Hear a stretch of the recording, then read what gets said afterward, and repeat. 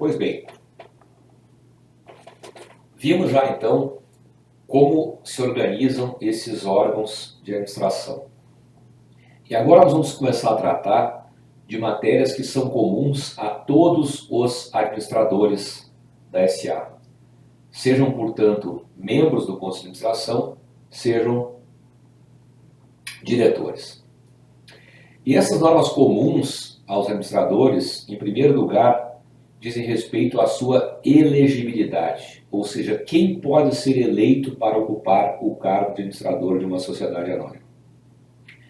A primeira regra natural que decorre ou que diz respeito a essa elegibilidade é a questão da integridade, ou seja, da reputação desse administrador. E a primeira questão importante aqui é o impedimento natural que existe para ser eleito administrador aquele que tenha sido condenado por crime de natureza patrimonial. A lei trata como requisito básico para essa elegibilidade a ausência de condenação em crimes de natureza patrimonial. Por essa razão, toda ata que elege ou todo documento de posse de um administrador contém uma declaração expressa em que esse administrador eleito se declara desimpedido, ou seja, que ele não foi nunca condenado por um crime falimentar, de prevaricação, peita, suborno, contra a economia popular, etc., aqueles crimes de natureza patrimonial que, obviamente, tornam esse administrador imprestável para exercer um cargo de natureza administrativa na sociedade. Afinal de contas, ele é gestor de recursos de um terceiro, não é gestor de recursos próprios. Então, o primeiro ponto, que diz respeito à elegibilidade, trata dessa integridade do administrador. Também é preciso notar que a regra é diferente em relação aos diretores e aos membros do Conselho. Ambos, diretores e membros do Conselho do Brasil, têm de ser pessoas naturais. E aqui não estranhe essa afirmação. À primeira vista poderia causar um certo estranhamento. Como poderia ser eleito como administrador uma pessoa jurídica e não uma pessoa natural?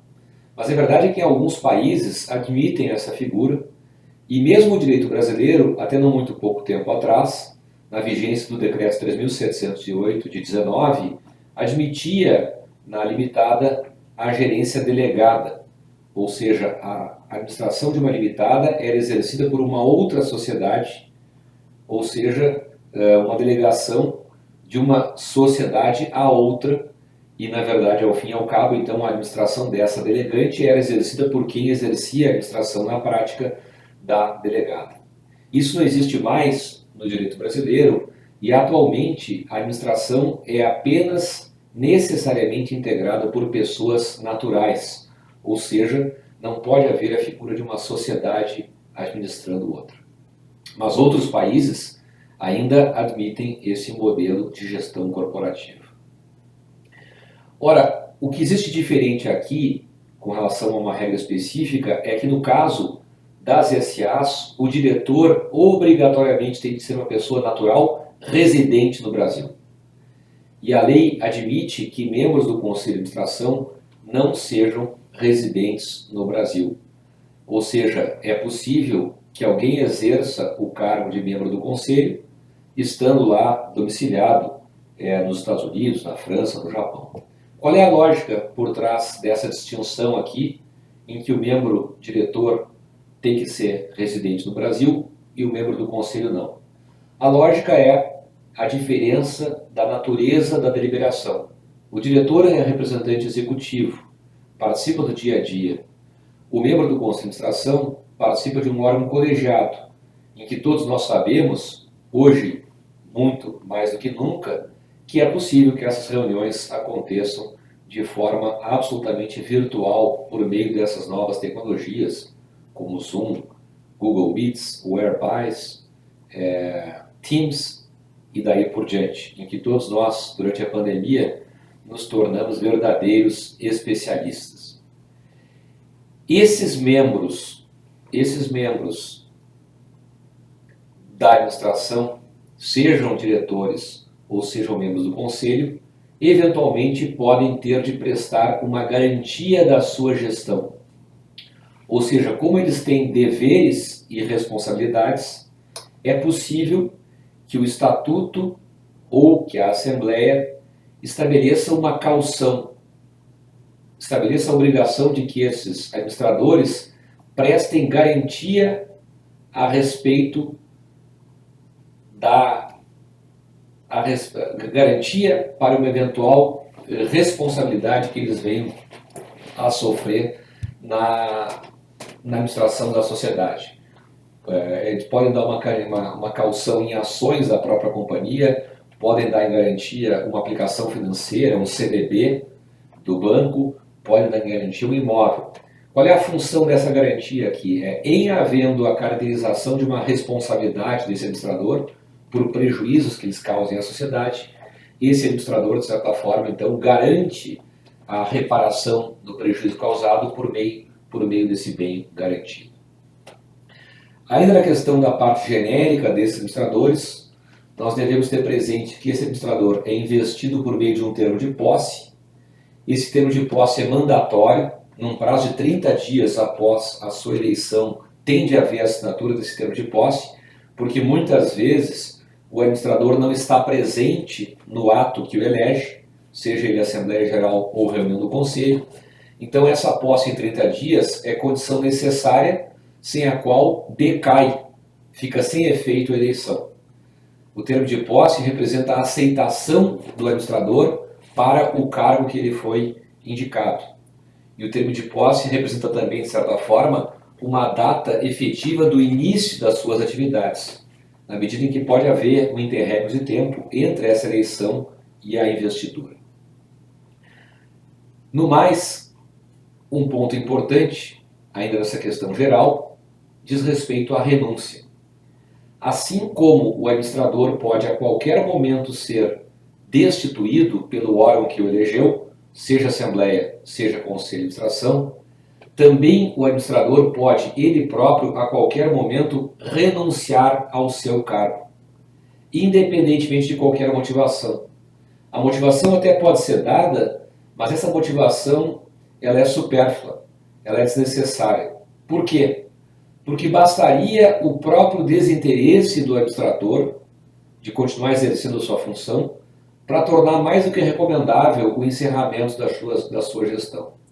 Portanto, a renúncia, assim como a destituição ecoa o fire at will, aqui a renúncia também pode ser individualizada e motivada a qualquer tempo e depende apenas de um ato unilateral praticado pelo administrador. Havendo resistência, inclusive, ou não acatação por parte da Assembleia ou do Conselho, a lei prevê que o administrador pode ir diretamente à junta comercial e fazer registrar a sua renúncia e, a partir desse registro por escrito, fazer com que essa renúncia seja eficiente, eficaz em relação a terceiros de boa fé. Por uma simples razão, não faria nenhum sentido que o administrador fosse mantido no seu cargo se ele não pretende mais desempenhar esse cargo de modo satisfatório e compatível com os interesses sociais. Com relação à remuneração, meus caros, para encerrar o tópico, é um ponto da maior complexidade dentro das sociedades anônimas e seguramente desbordaria assim do tempo hábil e possível para esse nosso semestre aqui tratar das diferentes maneiras e modelos que existem capazes de remunerar o administrador na sociedade. O básico, no entanto, é preciso que se diga: a remuneração pode ser uma remuneração fixa ou uma remuneração variável ou, o que é mais comum, um modelo híbrido. Na remuneração fixa, o administrador faz jus a um pro labore, como a expressão diz, a uma remuneração pelo trabalho, pro labore, pelo seu trabalho. A remuneração fixa é paga de maneira incondicional. A remuneração fixa é paga independentemente de performance.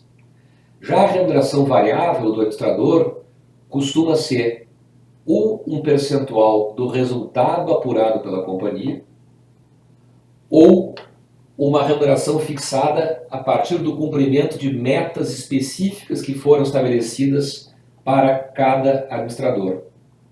E aqui essas metas vão variar frequentemente em função da natureza das atividades que competem a esse administrador, que podem ser bastante especificadas no Estatuto Social. Vamos imaginar o administrador, o diretor de meio ambiente, diretor ambiental de uma grande companhia petrolífera, por exemplo. É possível que o Conselho de Administração fixe para esse diretor como meta a ausência de qualquer desastre ou qualquer impacto grave de contaminação ambiental como sendo uma condição para a percepção de uma remuneração variável. Afinal de contas, é isso que pode fazer esse diretor de meio ambiente. Naturalmente, em função da especificidade da sua atuação, a meta fixada para um diretor financeiro é outra. Talvez a meta para o diretor financeiro seja vinculada, vamos dizer assim, à baixa taxa de captação de financiamentos, de juros, ou talvez a meta para o diretor financeiro seja a redução da inadimplência da carteira, ou seja, algo próprio e próximo às suas atividades cotidianas.